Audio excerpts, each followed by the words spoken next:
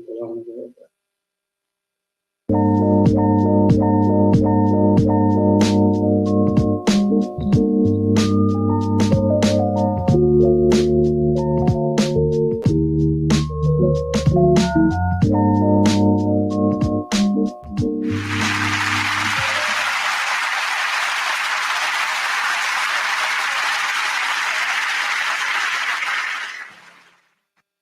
what's up, and welcome to the Artist Exchange Radio Show here live only on BeExposedRadio.com. I want to say, first of all, we are, and I was about to do it, and I looked at the thing. And No, I was just going to tell you, your background not on, right? Oh, okay.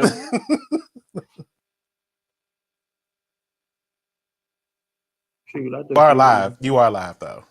I was just laughing because I didn't realize that your background wasn't on.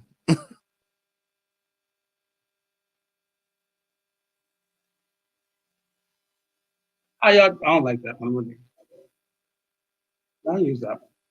How's everybody doing today? I'm your host, Nate, and we're here. And see, that's what I'm saying. I forgot all of them. So we're on. Don't forget, we're broadcasting. If you missed the show, or you can have options to tune in. We're on Facebook, YouTube, Twitch, and Periscope. Now you put it out after I'd already decided. I had to think about what it is. So we are on other platforms as well, where you can find the show on after we broadcast, but we're broadcasting live currently from Facebook, Periscope, YouTube, and Twitch. So get into it, and we're here. Today I have a special guest, a former host on the Be Exposed Radio platform, Mr. Mervin Bourne. He's an author, a media personality, public speaker, a lawyer, a number of things, but he'll give you his rundown once he gets here. I don't want to leave anything out of his bio, but I'm here today. First of all, I'm getting a little frustrated. I started the day with a toothache, so this has been like a 3-month. It's going to be 4.5, I think 5 months of this process of me getting work done to on my teeth and try to make sure everything is copacetic in there and everything. So I woke up this morning with a horrible toothache, and nothing will sit you down like a toothache. And I am trying my best. It's gone away now, but I realized even in me taking the medicine that they gave me for it, a toothache is going to be a toothache till it decides it doesn't want to be a toothache. And I don't take the real hard stuff because I'm not into drugs in that way. But I'm really getting it together and really I could not focus all day long. So I didn't want to watch TV. I didn't want to talk to anybody. I had an issue with the Postal Service. And people right now, if you can hold off on your deliveries, hold off on them. If you can give people those things in person, or if you want to wait until after the holiday season, because they always are crazy for the holidays, and they acting like it's just because of COVID that they having issues. But I mailed some stuff off, and it's within the city, and it still hasn't gotten there since the 3rd of this month, which is ridiculous. And I've mailed that same day. I've had several jewelry packages that I was delivering from various people, including somebody in California, someone in Texas, someone in New Orleans. All of that got all from the same day, got their packages, and 2 people from Baltimore still waiting on their packages. So get yourself together, Baltimore Postal Service. Get it together. And I don't want to keep hearing, what the hell? I don't want to keep hearing about COVID-19. If you're we keep hearing that they're understaffed, that they are a little behind.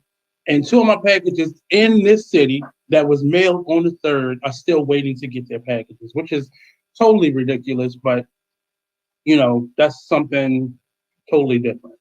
But other than that, so I had a toothache today, and I realized I don't do well with pain.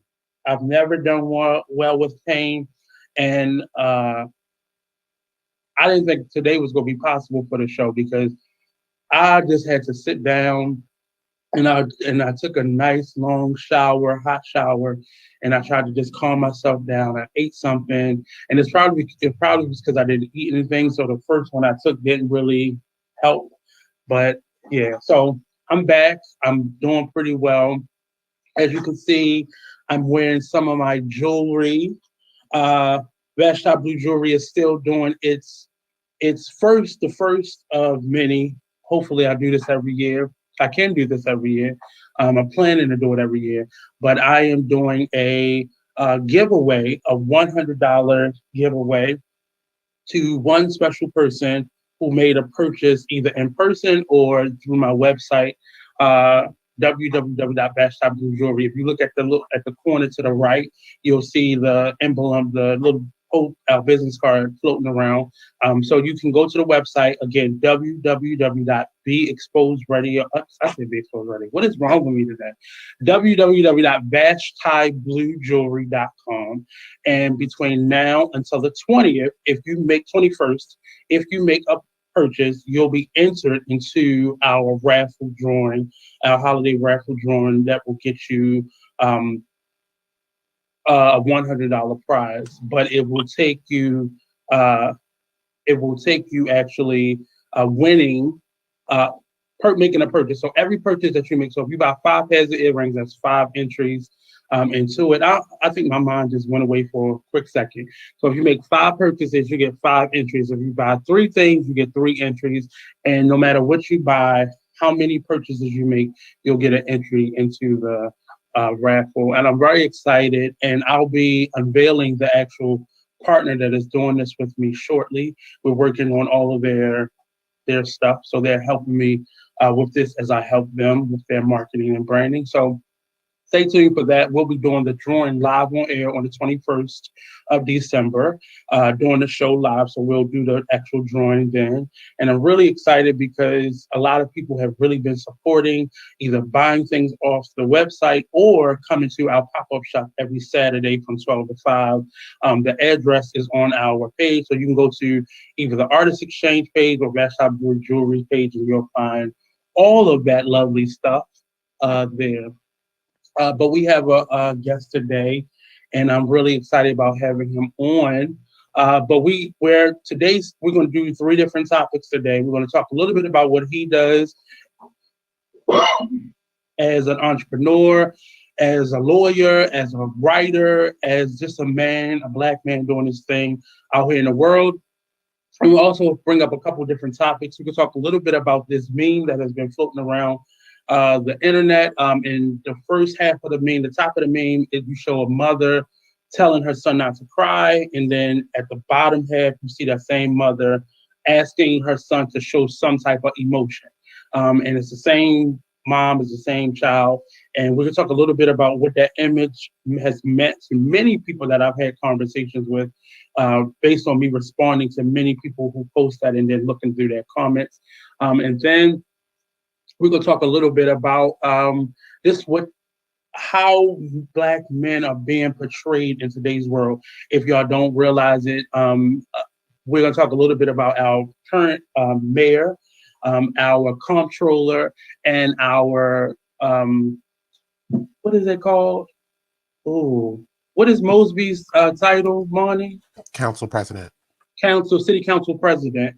Are all 3 men. And the last time that type of thing has happened, it was when Sheila Dixon was here, and she had a woman comptroller, a woman city councilman, 2 women senators, I believe, as well as her city council person and herself as mayor. So we're now it's shifted.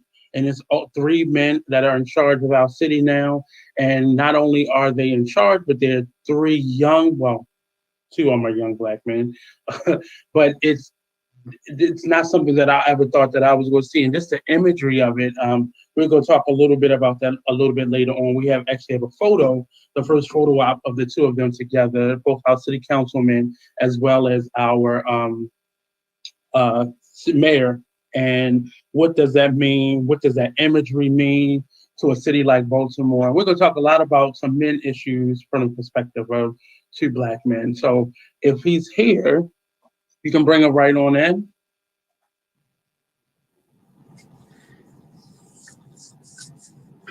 So, Murray, if you can, there you go. How you doing, sir? I'm great. Glad to be here. How you? I'm doing good. So what you been up to lately? I've been working, a lot of working hard. But you know how it is. For those of us that are always on a mission, work takes priority over sleep a lot of times. But it's still fun. You trying to live in your purpose and trying to continuously seek your purpose and do what we got to do out here. So it's good. Life is good. So you are a lawyer, correct? Yes. So how has it been because at one point the courts were closed down. How has it been still seeing your clients or working within the confounds or restrictions of this pandemic? Yeah, it's been really interesting because we've had to adjust. So on one hand, at first, like everything was shut down, and then most court systems have evolved to a place where we're doing certain things online and through video conferencing and over the telephone and things like that.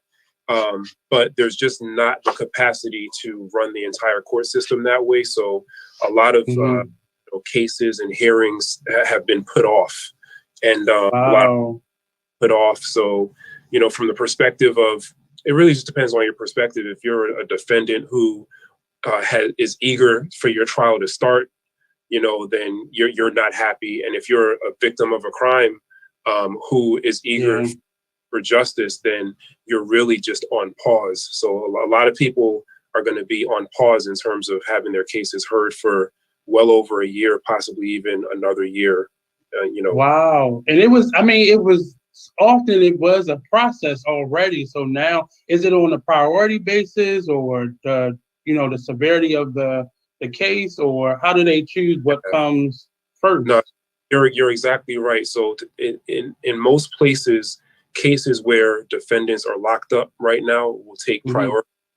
But what's taken top priority even over that are COVID cases, and a lot of defendants who are filing petitions to get out early and compassionate release motions to get released because of COVID or because of some.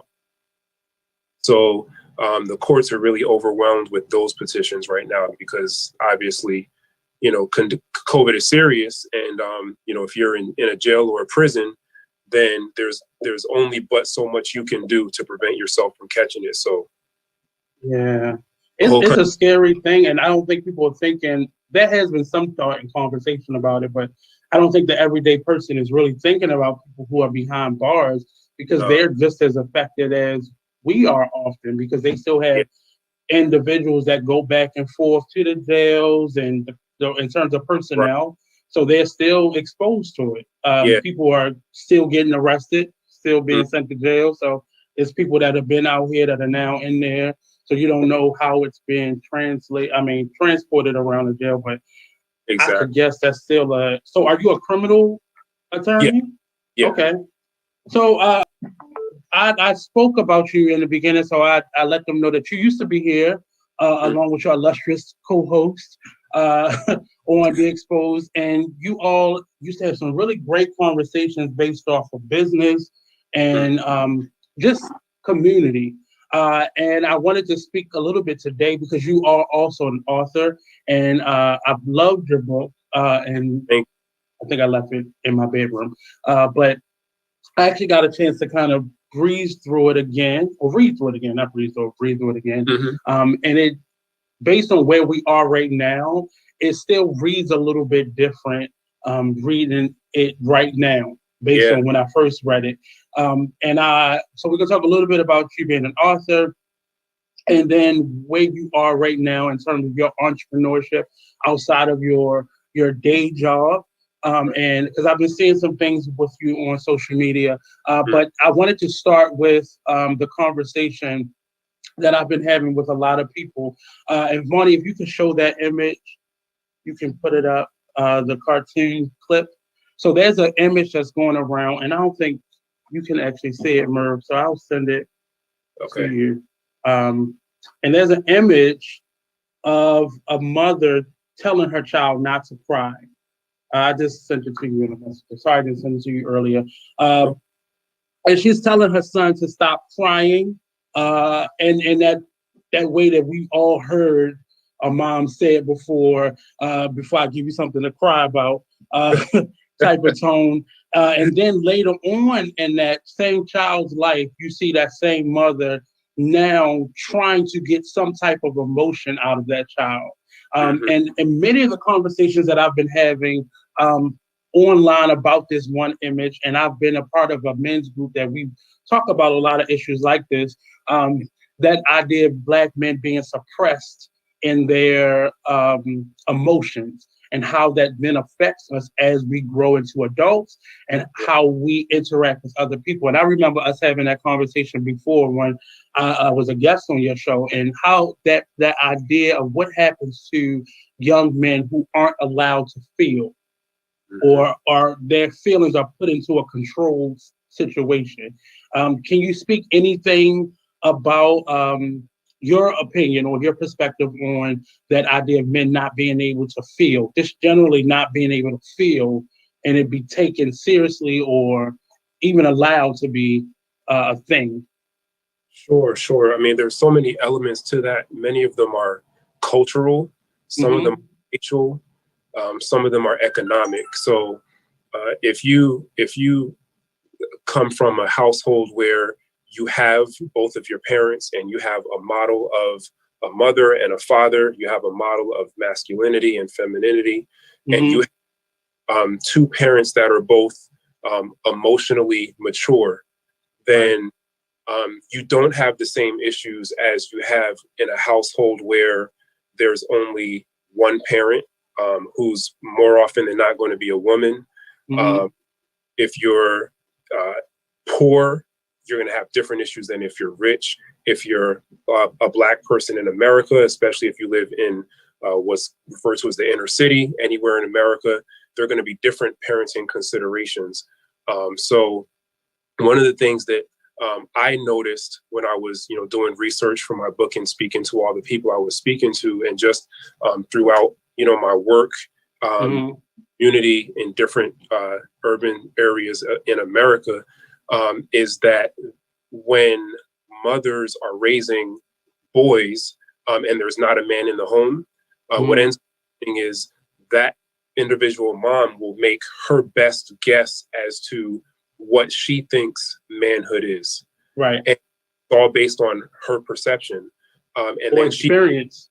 Right. And her own personal experiences, and which include how she was raised, if she had a father in the house or did not, if she did, father was he, if she had other male figures in her life, like whether it was uncles or mother's boyfriends or, whoever it was, what kind of men were they and how did they treat her? All of those things will play into fast forwarding to the future, what kind of mother she is and what her idea of what it means to be a boy and to be a man is. And she's going to put that on her child.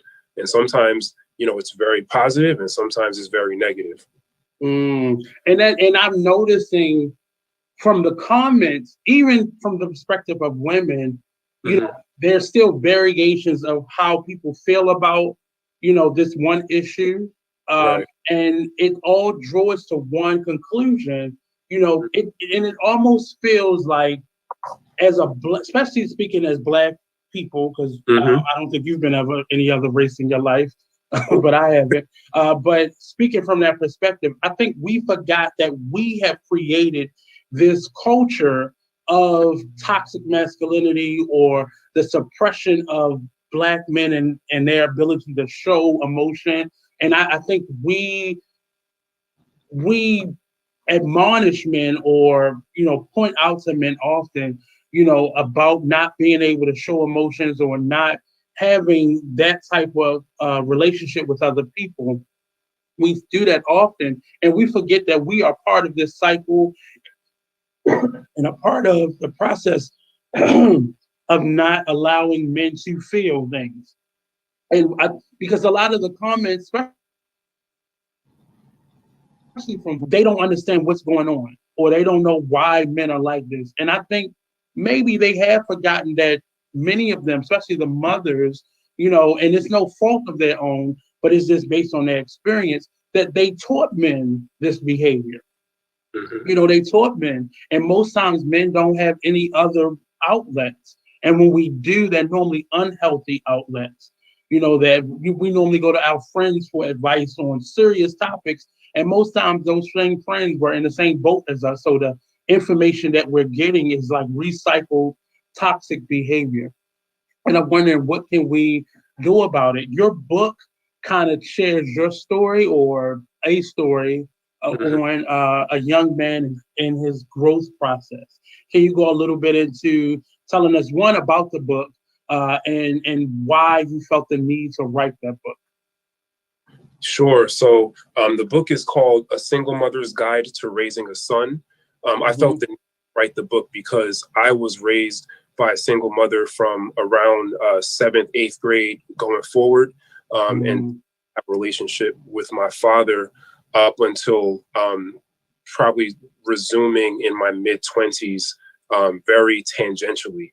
And we've gotten a lot closer now, and into my 30s, we've gotten closer. But for that gap, he wasn't there.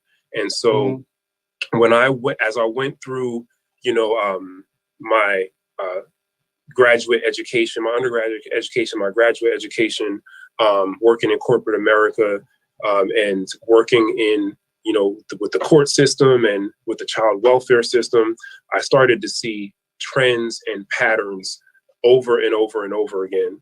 And it was the undercurrent that tied through all of that, was that most men, especially Black men in America, are being raised by women.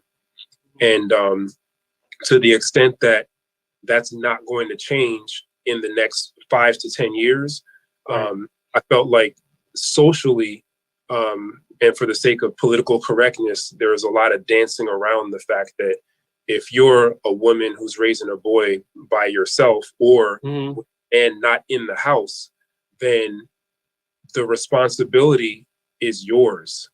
And whatever the causes are, whatever the reasons are, at the end of the day, it falls on your shoulders. And so there are certain things that, while you're guessing at them because you have no other alternative. So I wanted to create something that would be based on not only my experience, but the experiences that are reflected in all these different aspects of society, and basically present it to women so that they have some insight from a male perspective, and from was a boy raised into what it is that they're aspiring to do, which is raise sons, successful men. And so instead of guessing, I wanted to present my version of a blueprint. Some of those, and I'm telling you, and we've had this conversation before, and I still want to maybe one-on-one figure out a way that we can have that conversation, because we had a lot of similarities based on our last conversation, and a lot of that not knowing has long-term effects. Absolutely. Whether it was maliciously done or by design or just happenstance or whatever that may be, it had a lot of long-term effects. And I'm actually in the process of writing a book, and you're definitely going to be somebody who I reach out to at some point as well, because there were certain things that I did not feel comfortable talking about. Like, I don't feel comfortable making my mother a monster for being a single parent, because I know that took two people to be in something and it not work out. And to walk, right? Where there's a word that a lot of people run away from, and it's called accountability, right? A really fine line to walk between holding mothers accountable and just so people, because I think people often underestimate like what the numbers are that we're talking about. It's for Black people in America, the numbers are in the neighborhood of 80%. So if you're Black, that there's an 80% chance that there's no man in your house, right? So with that, comes accountability, but there is a very fine line to walk between accountability and blame, right? Yeah. And so a lot of people, as soon as you mention anything that even feels like or sounds like accountability, it's interpreted blame and it's rejected. So in order for us to ever really address the issue, until we turn things around, if as a society, one, we have to decide, is that a goal to turn things around? Is it a goal for us to return to a time where men have male models in their home, or have we just given up on that and discarded it as unnecessary and a thing of the past? If that is something that we wish to return to at some point, or if that is something that we do see value in the meantime, we got to figure something out to raise boys into successful men. And I'm saying that was in me writing the book, and I don't know if you shared that. It was just certain things that I had started jotting down with my editor and trying to figure out how I speak about it. So much so that a part of the process of the book now, and just giving a little bit of what it will sound like, I'm actually having a therapist walk alongside me and the editor as we do this, because I want to make sure I'm whole in this process and I'm speaking to people through this book. And I want to make sure that that interaction and that initial conversation that I'm bringing forth is healthy. I don't want to come off as a scarred individual or a person who's looking backwards the whole time. Yeah. I want to be very forward thinking and very purposefully and intentional in my conversation. And I think I think the reason people don't really talk about that accountability thing so much right now is because now there's this big push for Black love. So you're seeing more fathers than I've ever seen, be a part of their children's life and want to make a bigger effort. It was very rare if you was a child of the 80s to have had that, or that whole welfare mom thing that was prevalent maybe in the 70s and then carried over into the 80s, and subsequently now we in the 2000s and we're still having the same issue. But I think many different cultural changes have made us forget that even today, there may be a dad in the house, but that may not be the birth dad, or that may not be the best dad in that child's life, so to speak. So that I'm wondering how much, or what can we do to, I mean, all the single children that was raised in single homes can't necessarily write a book. So you hear every single account and every single perspective. But what can we do beyond just write our stories in a book to curb that drastic 80%? No, that's a lot. Yeah, it's a lot. So I think we're expecting them to grow up to be healthy, balanced individuals that contribute to society. Right. So what we're doing now is, I think, a great start, and it's necessary, and that is talking about it, dialogue, throwing issues out, and getting diverse perspectives on the issues. So, for instance, one of the terms that you've mentioned a couple times so far is toxic masculinity. There's a lot that's been written about that in the media, a lot of research about it. It's a really popular term, and it's a term that I happen to reject. But I think that it's a conversation that needs to be had, because I think there are a lot of subversive racial undertones to that term. Yeah. And I also think that the term is more likely than not used to describe Black men, and the term was not authored by Black people. So I'm really hesitant when I hear terms like that being used, because I want to know where it came from, who is it targeted at, and what is the ultimate purpose.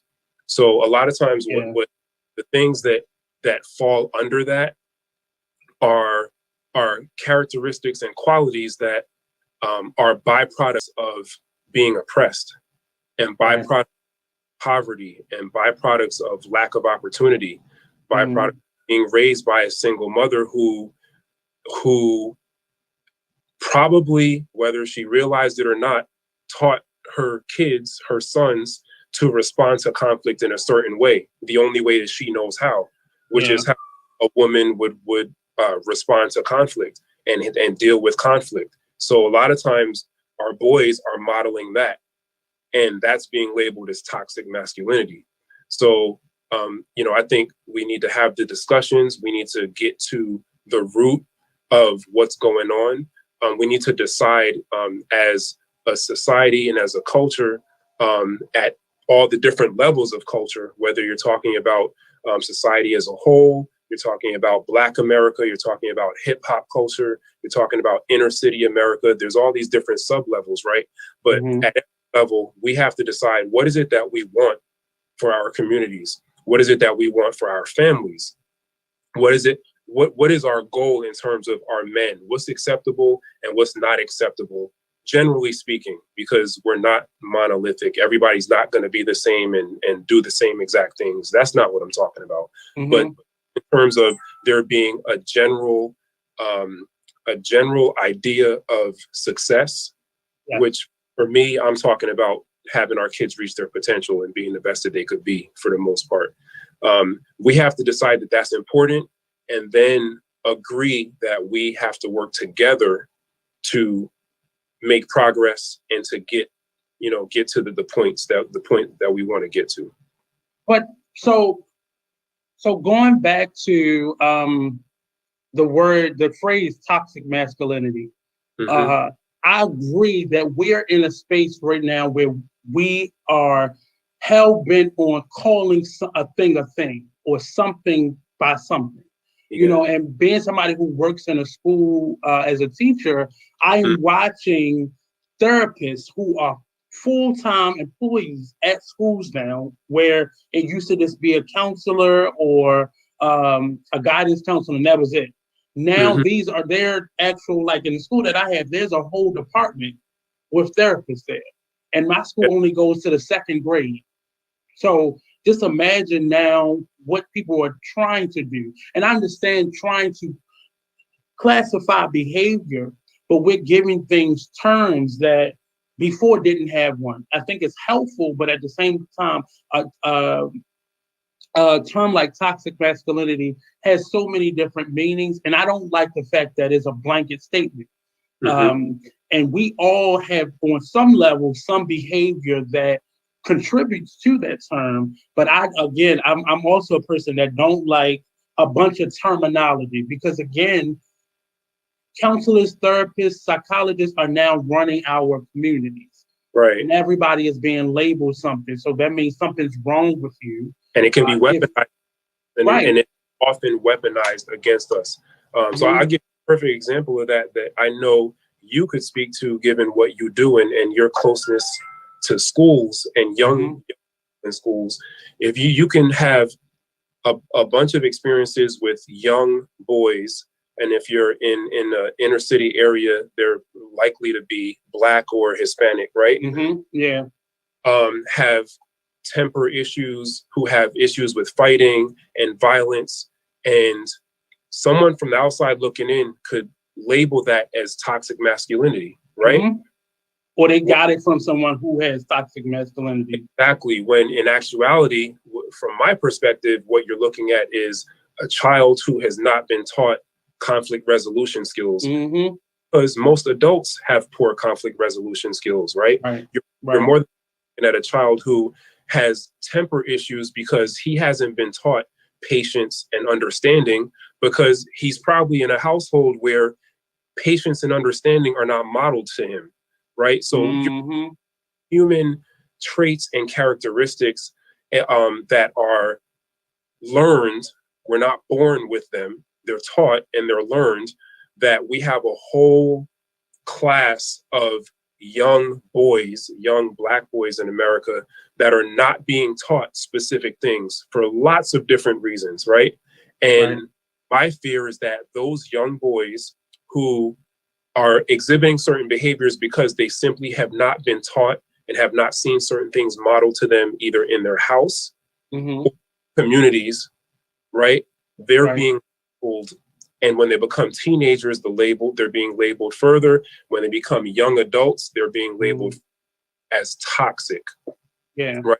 And so I would, in trying to like think through that issue, it dawned on me that I would never take the worst qualities of all the women I know and label as toxic femininity.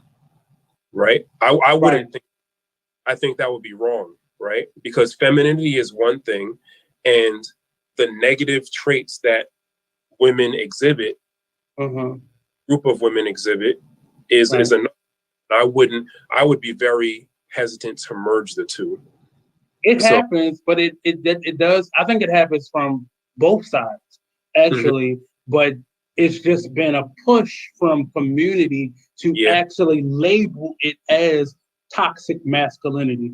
Right. You wouldn't naturally do that because of, no matter what your experience, how harsh it may be from the perspective of a man to a woman, we still have a certain level of respect that won't allow us to necessarily group all people together. And I think people do that on both sides, regardless. But again, it just feels like this push, not only, and I think it stemmed from trying to understand men, to now, you know what, I don't got time for this. This is what this is, with no solution behind it. With little to no solution. And I always say, especially as Black men, we normally get help when it's time for you to step in, when it's your job takes over. Right. That's when you normally see the help or the reach out for men start to happen. Criminal justice. But prior to that, there's no real, there's starting to be, but there has been so many programs to prevent women from being labeled toxic, or to help them prevent subsequent situations from happening. But again, men normally get that help when they're too far gone. This is the first time I've ever taught elementary school, and I am seeing pre-K, kindergarten, first grade, and second grade. I'm seeing behavior in children that scares me. Because I've been with high schoolers and middle school, and we all know middle schoolers are another breed of their own at that age. But then once they get to high school, you see a more adult-like aggression coming from them. But we rarely see that in pre-K, kindergarten, for elementary school in general.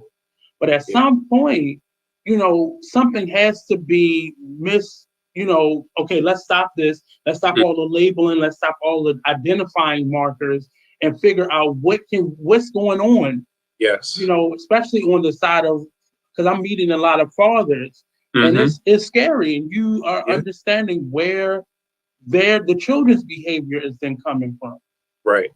But how do we address that? Because if we're going to deal with the child, we got to deal with their parents. If we deal with their parents, we got to deal with their parents. So where in this line of succession do we start, or how do we effectively try to capture all of it?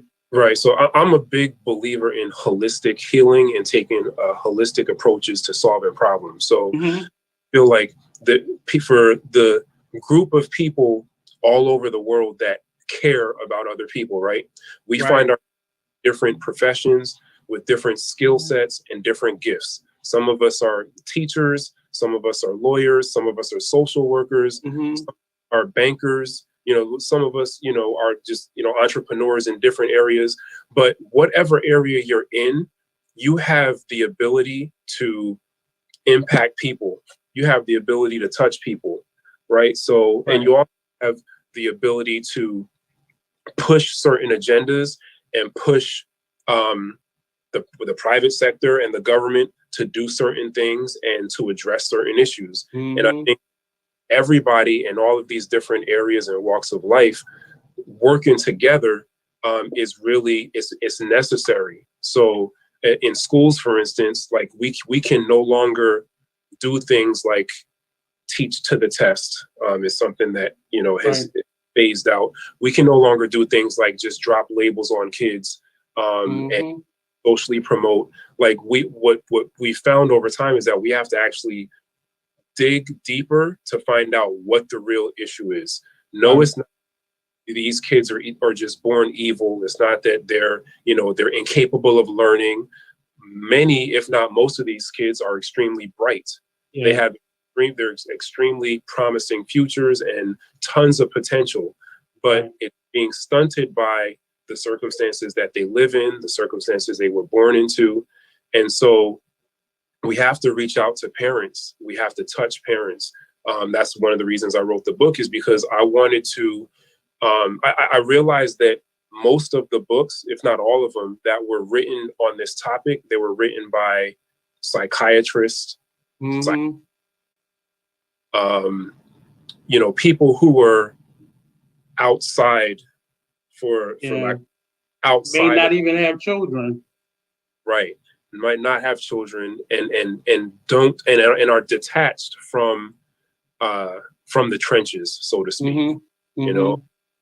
And there were none that I could find that were actually written by a male, first of all, and also a male who actually was raised by a single mother. So that's why I wanted to get in there and do something that would be for moms, not from a perspective of somebody just trying to diagnose you or your kid or prescribe medication or admonish you and tell you how to be a parent. Or admonish you for being a terrible parent or judge you for being a terrible parent. Do I talk about accountability? Yes. Do I talk about enabling and what that looks like, the consequences of that are? Yes. I talk about the difference between loving and spoiling. I talk about how you create a quote unquote monster from a boy to a teenage child that has no discipline, has no structure, that you can't give instruction to, that you have no control over, right? That doesn't happen when a boy turns 15. That's a process that has happened over the prior 15 years, right? So I talk about all of those things and also talk about what it means to raise a goal-oriented son and how you go about doing that. The book covers the value of mentoring, because like you mentioned earlier, the man in the house or the man in the child's life isn't always going to be a biological father, but it doesn't necessarily have to be. It could be another, it could be a step parent. It could be people in the church. It could be people in the community. It could be, it could be a lot of mentors or coaches. And that was my experience. It was often men that came in different parts of my life, or at some point it was a stepdad, or so it's various people. I'm gonna share a little bit. So after reading your book, it made me think of another book that I had read, and I was probably like in my early 20s when I read this book. And it was a story about a young man who met his father for the first time. And he was probably like 9 or 10. And that feeling of meeting your dad and this person who you had not known about and you've been told very little bits and pieces about, and that idea of what that would feel like. And I remember reading your book and kind of thinking, and it wasn't that your book was like that, but it made me think of that first book that I read. And the perspective of the book were the same. It's both from the child's perspective. Okay. And that's what made me kind of connect it. But I remember reading that book and just feeling angry because it wasn't my story, and just put off because it wasn't my story. That fairy tale ending didn't happen for me. And just feeling crazy. So I'm thinking, like you said, there are plenty of different books out there in various perspectives, whether it's just a fictional book that someone writes about an account or someone's actual true story or some therapist somewhere. But I think people don't want to recognize the child's perspective and just wanting to right a lot of the wrongs. And you can't often do that when you're the child or the person that grows up from that child. But just how do we address the individuals that's going through it in a collective way? Because it's not just children, but these are grown people adults often that are having the most effect because you're growing up in that, I hate to use the word toxic manner, and it's just you're recycling that same hurt, you're recycling that same lack of knowledge or resources or accountability in your life, and now it's on you. It often feels like right now, a lot of parents, for whatever reason, are just trying to get their child to 18. If I can get you to 18, I'm done. I'm finished. We'll say that, but you raise another good point.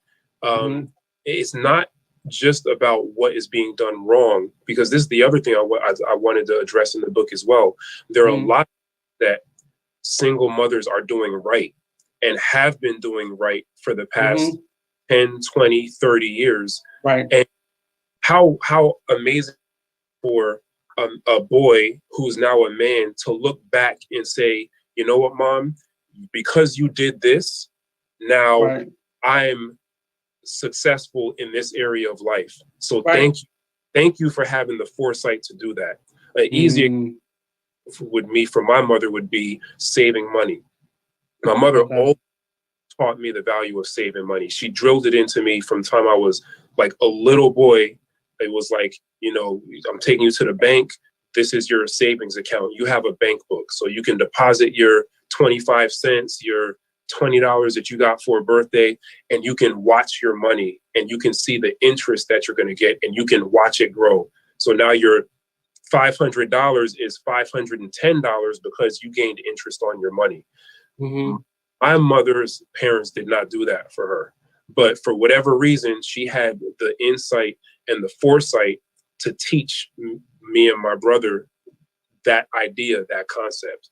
That's an amazing thing that has carried me into adulthood. And now I have my children and I'm teaching them economic awareness and financial literacy on a much higher level, but still the seeds and the foundation were planted by my mother. So that's a good perspective though, and many, especially for the child or the adult that was the child, tell me something positive about that relationship, or the parent that was there. Tell me something positive. Think of something, and that can kind of not necessarily heal all the hurt, but it can be a good starting point in them, even the way that they think about what the problems were. Because now you had certain issues, but you were able to anchor that with, well, I got these lessons, and because all of this stuff was wrong, it made it a little bit easier to deal with because I had these foundation markers or these types of things that helped me. But I never thought about that as a perspective, but that's definitely a great one. Yeah. Like you mentioned how it wasn't your biological father, but there was another man there. Like that's another thing my mom did, is she always kept positive men around me. Right. But that's the key word. Yeah. And this isn't a game of lottery.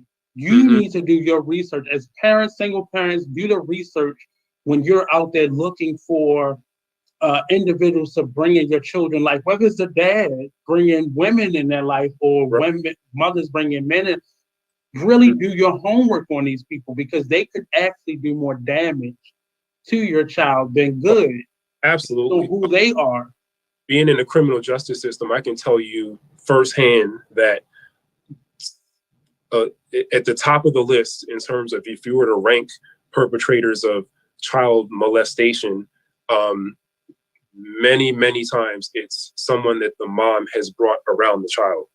And that's just a reality of our society that's really unfortunate, but something that we have control over, right? And I think if we force these conversations and become more comfortable having them, things will get better. Like I've seen women on social media make comments about, being careful who you bring around your kid. Don't just let anybody babysit your kids. Don't let anybody influence your kids. So these conversations and these books and us sharing our experiences and putting them out into the atmosphere, it does have a positive effect, because that's where you start to influence minds and influence ideas. And everyone's not with you. You're going to put your book out and somebody is going to have something negative to say about your book. But you know what? It's not for everybody to understand immediately. It's not for everybody to like it immediately. You have a greater purpose in mind. And I think what's most important. For individuals, speaking to men out there, can you give any advice to young Black men who were in our situation, who may have had a kind of shaky upbringing in terms of being adults now, and how to go about adulting when you were missing big chunks of lessons or information and such? Do you give advice to them in terms of how to pursue the information or lessons that kind of close in some of those gaps? Right.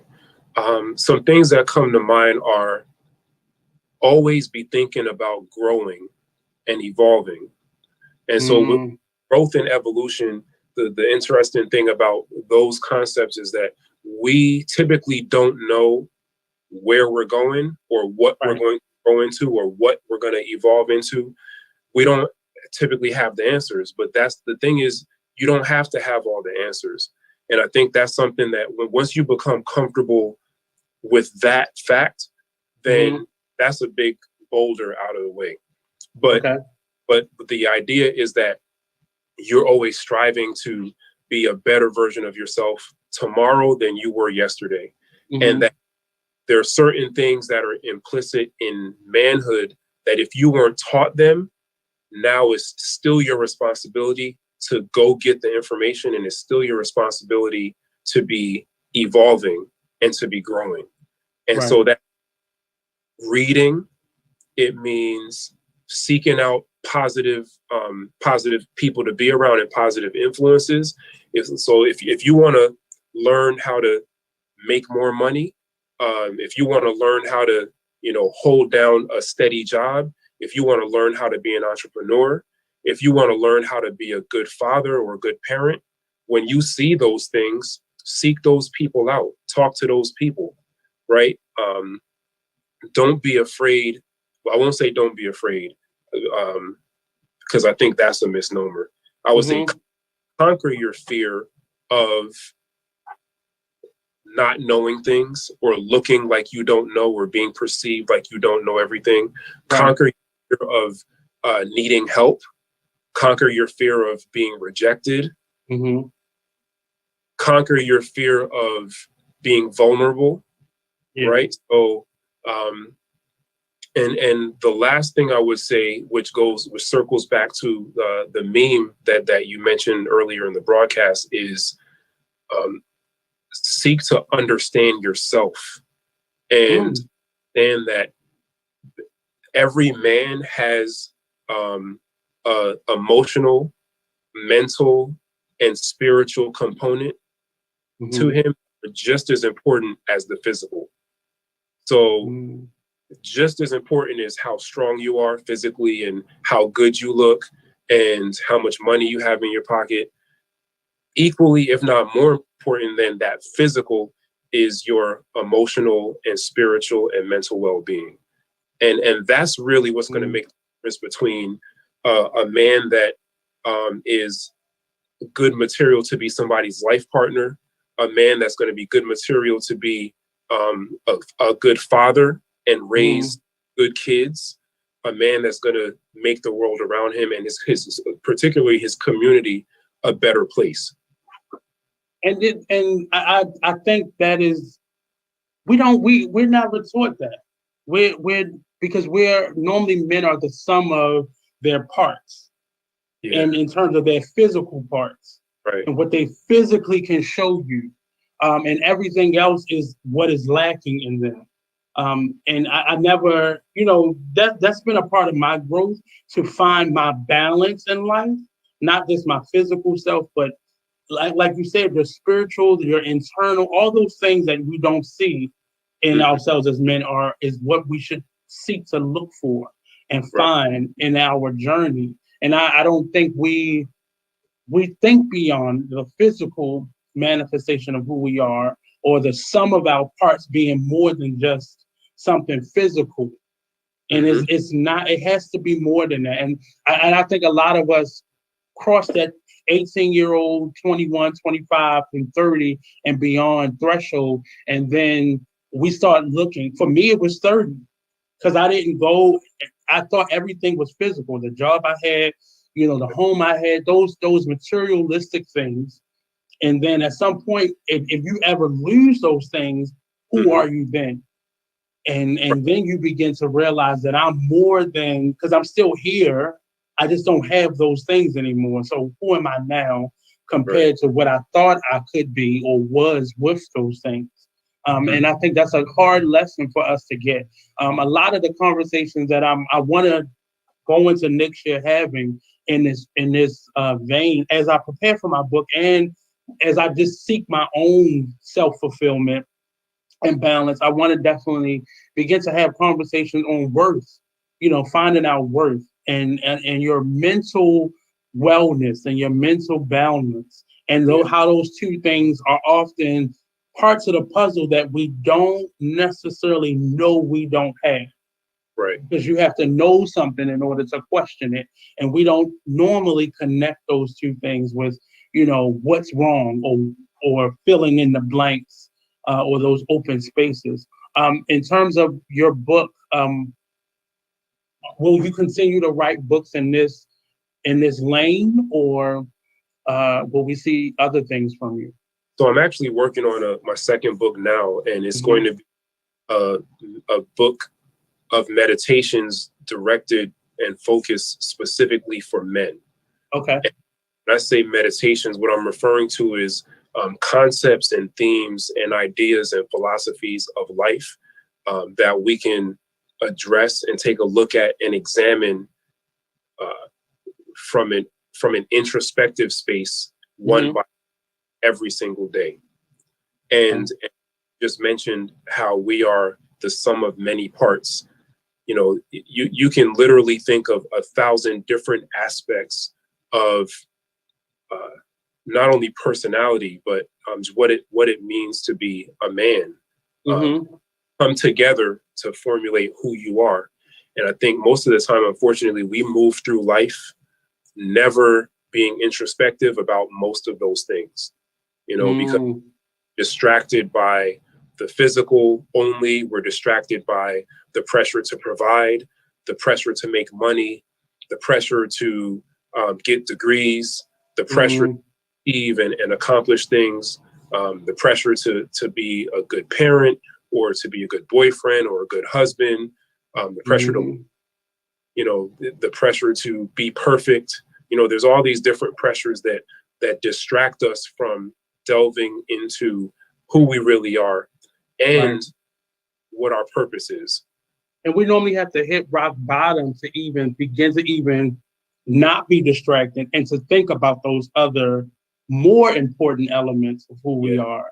And that's the part that is heartbreaking, that, I've watched men have to hit below rock bottom in order to even consider evolving or growing or not being the stereotype or the typical, or falling into that. Well, if that's what they think about me, I'm gonna be who I am, and that's it.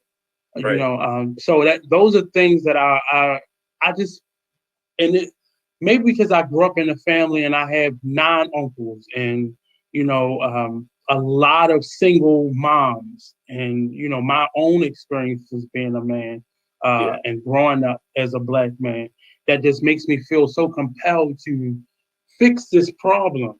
And it's not one answer to it, because there's not one person connected to it, but it's so many elements that I don't think there's enough attention.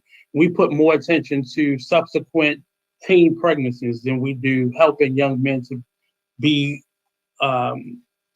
great men.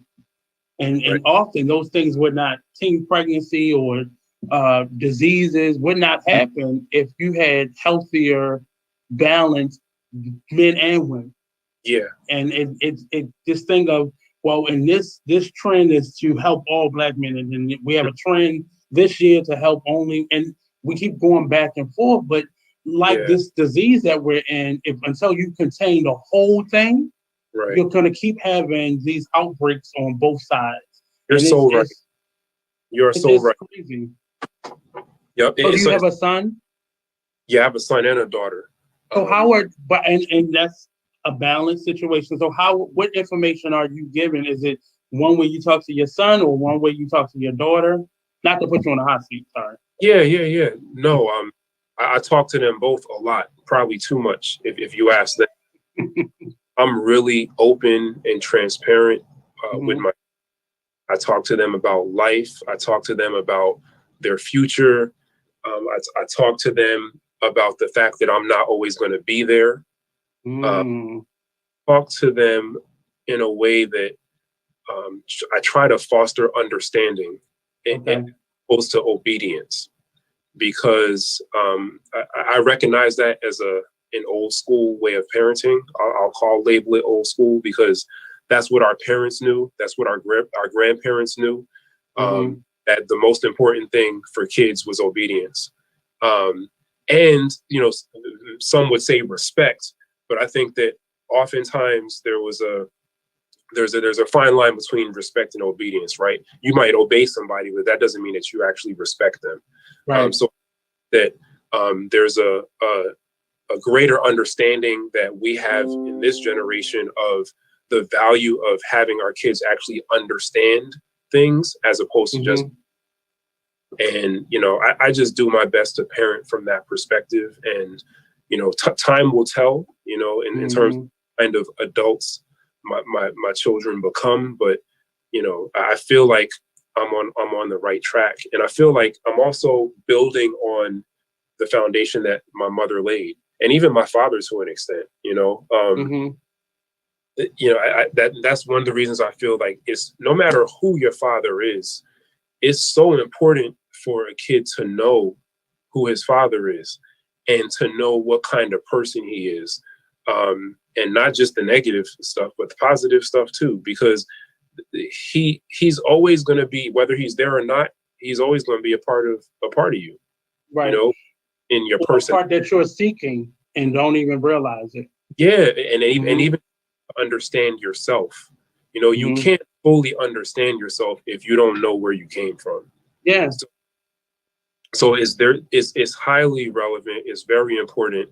And I just, I try to be open with them also about my mistakes.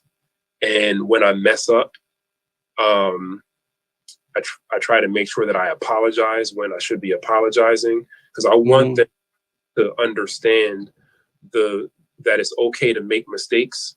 It's not okay to not acknowledge when you make mistakes, and it's not okay to not grow from your mistakes.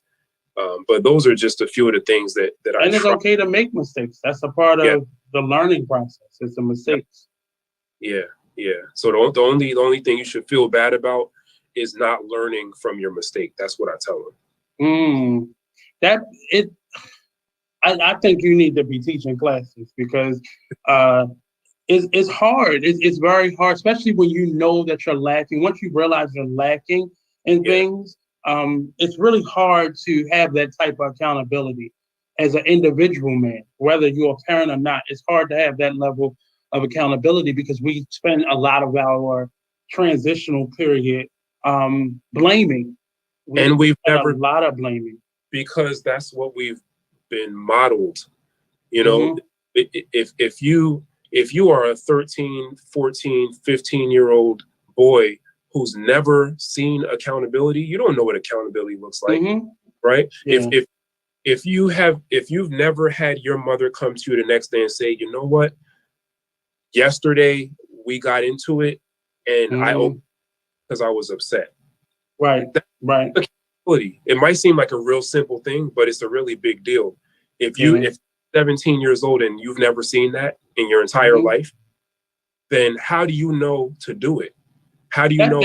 That went into me. Like for me, I didn't, and I'm breaking myself of the habit. But for me, I don't even like for people to apologize to me, because my learned behavior was that apologies came when you got caught doing something.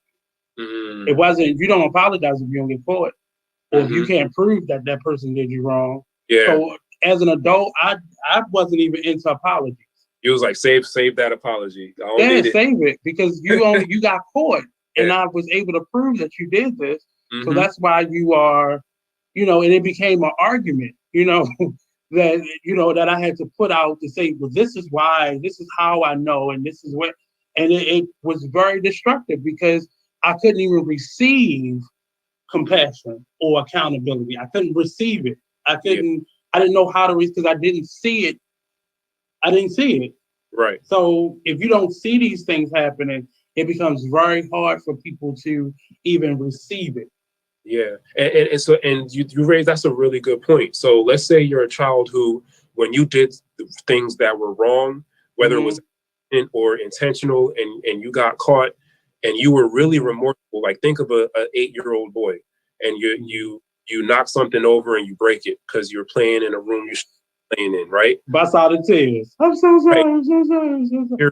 You're scared. You're truly remorseful, and you go to your parent. And your parents' reaction is, get the F out of my face. You get beat, right? Or you become secretive or sneaky. Right? And that's it. That's the resolution of that situation. And you're think that doesn't translate into what kind of teenager that boy is going to be, and then what kind of man that boy is going to be, just doesn't make sense. Now, if you take that same boy and let's say the parent, whether it's a single mom or dad, or not even single, but whichever, has that response, and then comes back the next day and says, you know what, I overreacted yesterday. I was angry, but I still love you. I'm not pleased with what you did. And if the boy's older, you might even make him pay for what he broke, right?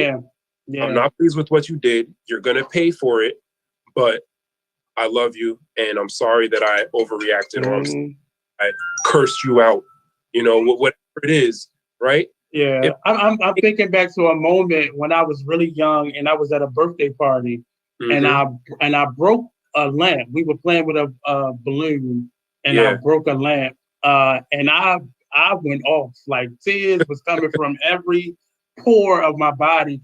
And the way my friend mom handled it was very different than how my mom would have handled it. And I found myself in the middle of my tears, like, she not mad at me. You thought Twilight Zone. I thought it was over, lights out. But I realized that and even my relationship with my mom or with my dad, it was just, it has taken me so long to understand certain aspects of who people are. And not knowing where they came from, and learning what the process was for them when they were my age, and understanding that we had two completely different childhoods, and I skated through and got the easy side of it, but still there were still things that were wrong that I had to learn how to, as an adult, move past and get through, and just understand, as a Black man, society sees you as this.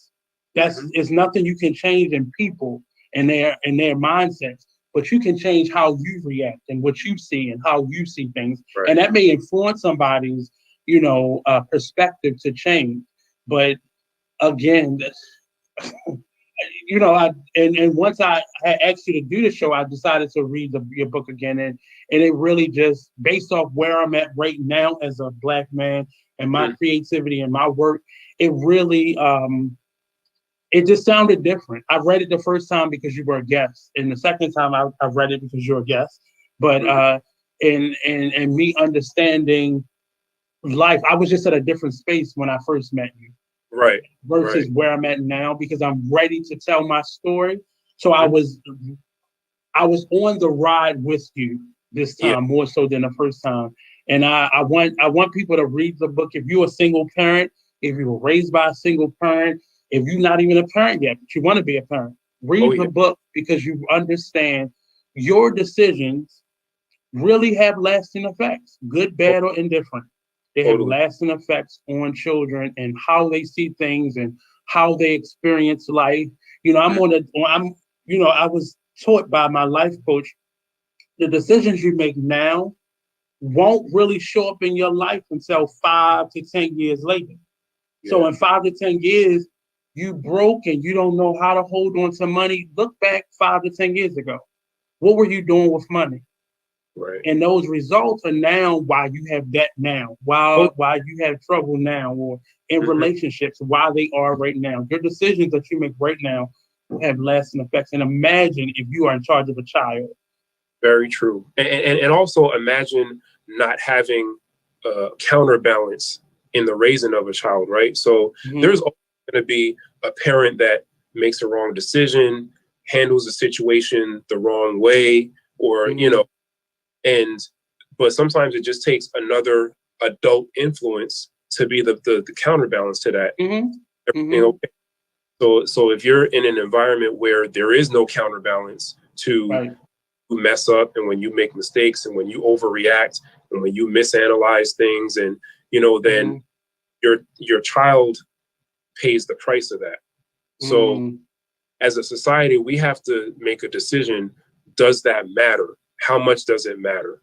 And so, you know, I produced a documentary called The Raising of the Son that's on the festival circuit right now. And one of the major questions I asked with that documentary is, what is fatherhood? And does it even matter? Because I think that we're still in a place right now in society where, especially if you look at Black American society, where we have a consensus. We used to have a consensus, but we no longer have a consensus on whether or not fatherhood is valuable, right? Or necessary. Or necessary. It's valuable, and then is it necessary? And if you don't think it's that valuable, or if you think the value in it is minimal, then you're more likely to decide that it's not necessary, and then you're more likely to make life choices that reflect that you don't think is necessary. So I think there's a disconnect in terms of our internal society. There's disconnects along the lines of gender sometimes, about whether or not that's something that we should be fighting for, whether or not it's something that's valuable, and whether or not it has a positive or negative impact on society. So I feel really strongly about preserving family and protecting family, and that men, women, everybody, if you really love your people, then you won't act in a way that's destructive to family, right? Whatever, and family doesn't always look exactly the same for everybody, but if anybody who's pushing a message that is divisive in terms of our men and our women, then I always look really critically upon that, because I want to know what your agenda is.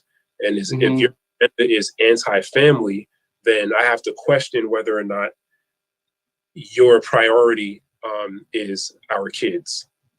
But a lot of that, you still have to value what's destructive, and you have to have a certain values or knowledge to know that your behavior is destructive.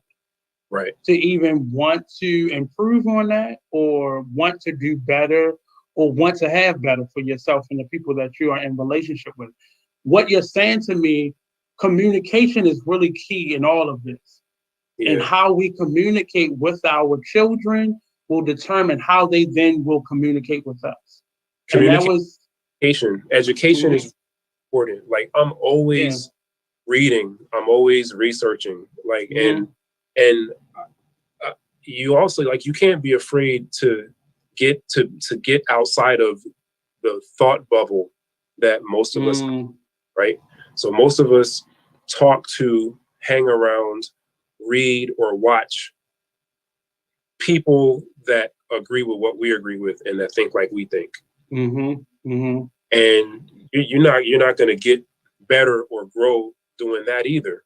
So, of course it's easier said than done, but we have to push each other and push ourselves to be growing in that way, and to really be looking critically and thinking critically on the messages that we're given and the agendas that are pushed our way, and the that are thrown at us and that we're asked to carry flags for.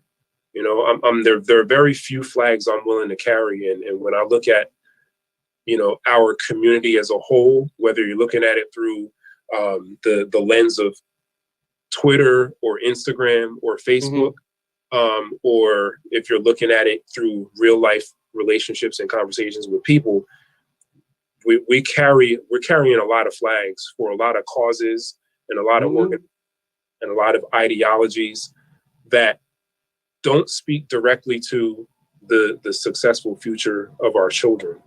So as people like you and me who are in the trenches and are touching kids and, you know, touching real parts of our communities, we have to, one, be examples of that, and we also have to hold people around us accountable when we see that they're not doing that.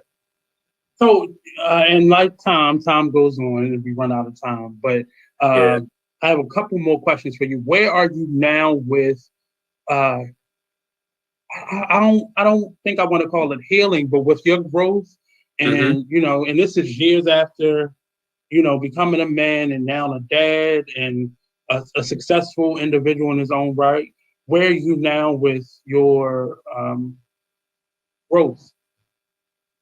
Is it something you're still working on, or where definitely are you with it? Working on it? I think it's something that I'll probably be working on it for the rest of my life.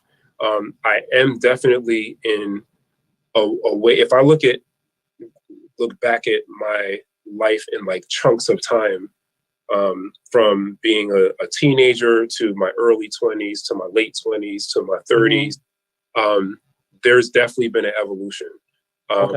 My relationship, I actually have a relationship with my father now, where I can pick up the phone and call him and see how he's doing, and he'll think with me. And for me, that's so amazing, you know, because there's a point in my life where that did not exist, you know. And it could have went the other way and y'all would have ran out of time. Definitely. And for a lot of people, it does. A lot of people, they never bridge that gap. Ever, like, the anger is too great. The fear is too great. I've known the time was too big gap. The time gap was too much. Right. Or time is too short and the person passes away. I've known people personally that didn't want to upset their mother, so they kept a wall between themselves and their father because bad. And this is not this is like into adulthood, like grown people. And I just feel like it's really unfortunate, but it happens. Everybody has to really just dig, you know, introspectively and figure out for themselves, you know, what their route of growth, what growth looks like for them, what progress looks like for them, and what they're willing to confront and tackle. Because a lot of times it's painful, it's hurtful, it's uncomfortable, it's awkward, you know? Yeah, I mean, I think you've said a lot of what many of us, and you put it in such a great way, what a lot of us feel. But again, even if it hurts you in that moment, not like physically someone's hurting you, but if it hurts you in terms of memory, experience, where your emotions are, even when it hurts, go forth. And I'm speaking over myself right now, because I'm telling you, until this book became an actual factual thing in my life, I didn't think twice about rekindling relationships, because I am one of those people who, my dad died young, so I didn't get that chance to scold him or ask the questions or forgive face to face. So it was just something I thought I was going to have to live with. And it wasn't until my mom had a stroke about 8 years ago that she said to me in the ICU, you know, I taught her how to be a parent. And I was angry for the first couple hours after she said that, because you didn't know what you were doing. How dare you? But then the realization that I at that moment was older than she was when she had me. So the things that I was still at 31 or 30, like 30, 31, still trying to figure out. And imagine, if I can only imagine, my mother had when she was 23, I can only imagine the crazy that I was at 23. Yeah. Wish, and learning to forgive for you. It will benefit the other person in many cases, but forgiving for you, forgiving yourself for being angry, forgiving yourself for holding resentment, and just moving forward. Like that it's a powerful, and it's easy to say that, but I know it's not easy to actually to do. It's so true. Like the weight that I don't carry around anymore because I made amends. Had like man-to-man conversations with my father is right. It's unbelievable. And might not be surprised how many adults are walking around carrying the weight of resentment and hate. How many children are walking around with that now? Yeah, definitely. And it's really sad. It's more sad for children, I think, but for adults, we have the ability and the opportunity to do something about that. So in terms of, your earlier question about like, what would I advise men or say to men? That's one of the things I would do is deal with the issues that relate to your father and deal with that relate to your mother.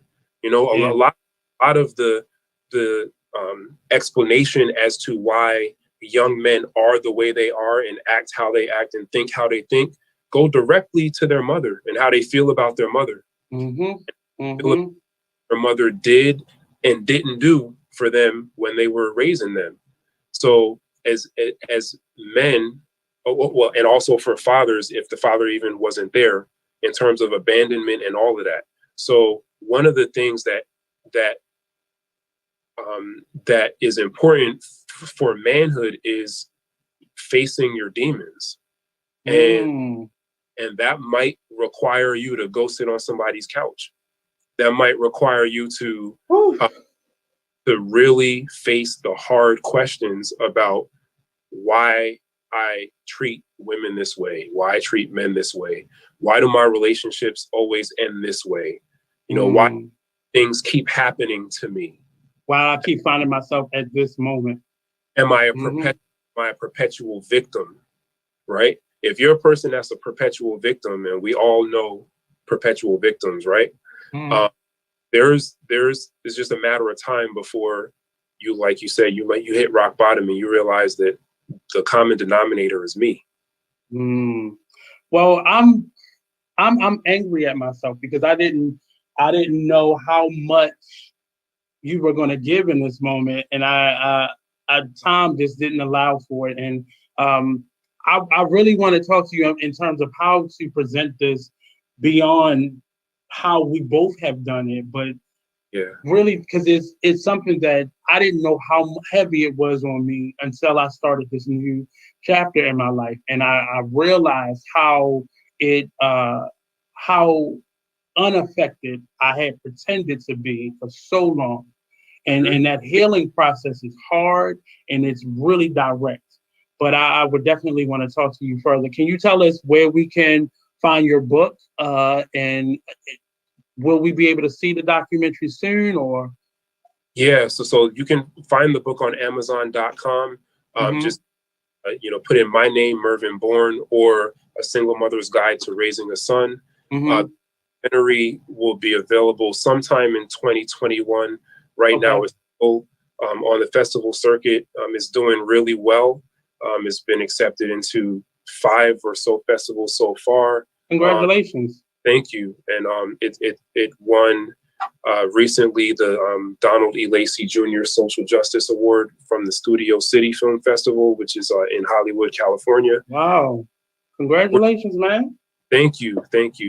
So we're really proud of the way it's being received so far. And in 2021, we'll be figuring out, distribution and how to actually get it to the people. Well, when it becomes a movie, I'm just saying I'm an actor. So let me know what my role is going to be. I wrote role is going to be. Actually, I got a script finished, so I'll You've been working. You've been working, man. Yeah. So I'll have some things cooking over the next 12 to 18 months connected. So but I can be found on, like I said, on Amazon. You can find the book. You can find me through my website, mervinbourne.com. All social media, Twitter, Facebook, and Instagram, under at Mervin Bourne or at Mervin A. Bourne Jr. And I'm gonna put that link up on this video as well, so people would know where to be able to get it from. It's a great read. If you're a single mom, if you're a child that's that can get a book, get that book. If you're a dad, if you're an adult, please get it, because it's really a great read, very informative. Thank you, sir, for coming by. I really appreciate you, and we're gonna have that conversation soon, I promise. And if you have the time, let me know, because there are plenty of questions as an author and in this topic that I want to ask you. I'll make time, and I encourage moms to ask me questions, women to ask me questions, anything that's connected to an open dialogue and an exchange, and everybody learning and growing for a good cause, and for the benefit of our kids. I'm down with it. Okay. Thank you, sir. This has been the Artist Exchange Radio Show with Mr. Mervin Bourne. Find him on Facebook and Instagram at Mervin Bourne, and on Instagram I think it's Mervin Bourne Jr., and it's at the bottom of the screen. Find him, support him, and be encouraging. Follow this man's mission. So that's been the Artist Exchange Radio Show. Up next is the Cocktail Social podcast. So please stay tuned, stay locked in for that. Again, thank you, sir. Much love, much respect, and stay safe out in those streets, sir. Appreciate it. You do the same. Thank you all. Thanks. I'll message you after 2 hours. All right.